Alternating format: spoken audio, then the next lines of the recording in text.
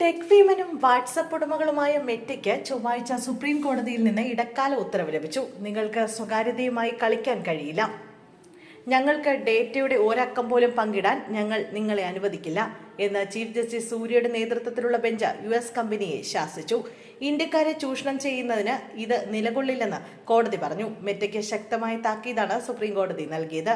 വാണിജ്യ ആവശ്യങ്ങൾക്കായി വ്യക്തിവിവരങ്ങൾ പങ്കുവയ്ക്കുന്നത് അനുവദിക്കാനാകില്ലെന്നും രാജ്യത്തെ നിയമങ്ങൾ പാലിക്കാനായില്ലെങ്കിൽ സേവനം അവസാനിപ്പിച്ച് മടങ്ങാമെന്നും കോടതി വ്യക്തമാക്കി. മെറ്റയുടെ ഡേറ്റ സ്വകാര്യതയുമായി ബന്ധപ്പെട്ട നയങ്ങളിൽ ഇടപെട്ടുകൊണ്ടാണ് കോടതിയുടെ സുപ്രധാന നിരീക്ഷണം. രാജ്യത്തെ ജനങ്ങളുടെ സ്വകാര്യത വെച്ച് കളിക്കാൻ നിങ്ങളെ അനുവദിക്കില്ല.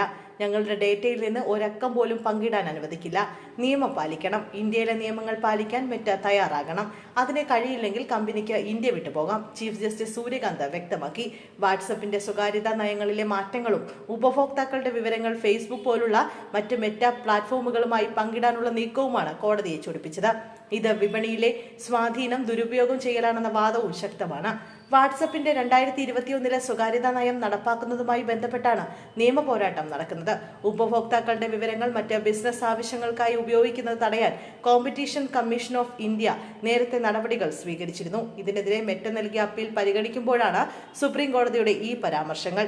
ഇന്ത്യൻ പൗരരുടെ സ്വകാര്യ വിവരങ്ങൾ ലാഭത്തിനു വേണ്ടി മറ്റ് പ്ലാറ്റ്ഫോമുകളുമായി പങ്കുവയ്ക്കുന്നതിനോ രാജ്യത്തെ നിയമങ്ങളെ മറികടക്കുന്നതിനോ അനുവദിക്കില്ലെന്ന വ്യക്തമായ സന്ദേശമാണ് പരമോന്നത കോടതി മെറ്റയ്ക്ക് നൽകിയത്. ബിസിനസ് താൽപര്യങ്ങൾക്കോ സാങ്കേതിക വിദ്യയുടെ പേരോ പറഞ്ഞ് പൗരരുടെ സ്വകാര്യ അവകാശങ്ങളിൽ യാതൊരുവിധ വിട്ടുവീഴ്ചയും ചെയ്യാൻ കഴിയില്ലെന്ന് കോടതി വ്യക്തമാക്കി. ഡേറ്റ ഷെയറിംഗ് എന്ന പേരിൽ വ്യക്തിവിവരങ്ങൾ കൈമാറുന്നതിലൂടെ ജനങ്ങളുടെ സ്വകാര്യതയിൽ ഇടപെടാൻ അനുവദിക്കില്ലെന്ന് മെറ്റയോട് കോടതി പറഞ്ഞു. ടെക് ഭീമന്മാരുടെ ഇത്തരം നയങ്ങൾക്കെതിരെ കോടതി കടുത്ത അതൃപ്തിയാണ് രേഖപ്പെടുത്തിയത്.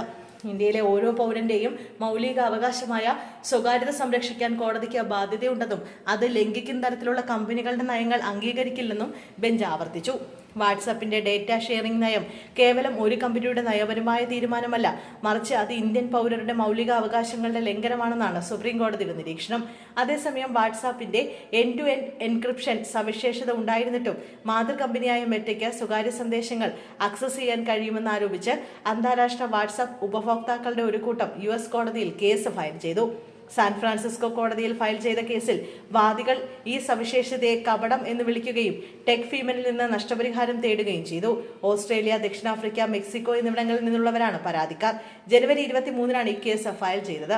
വാട്സാപ്പിന്റേത് തട്ടിപ്പാണെന്നും നഷ്ടപരിഹാരം വേണമെന്നും പരാതിക്കാർ ആവശ്യപ്പെടുന്നു. അതേസമയം ആരോപണങ്ങൾ തെറ്റാണെന്നും അസംബന്ധമാണെന്നും മെറ്റ വ്യക്തമാക്കി.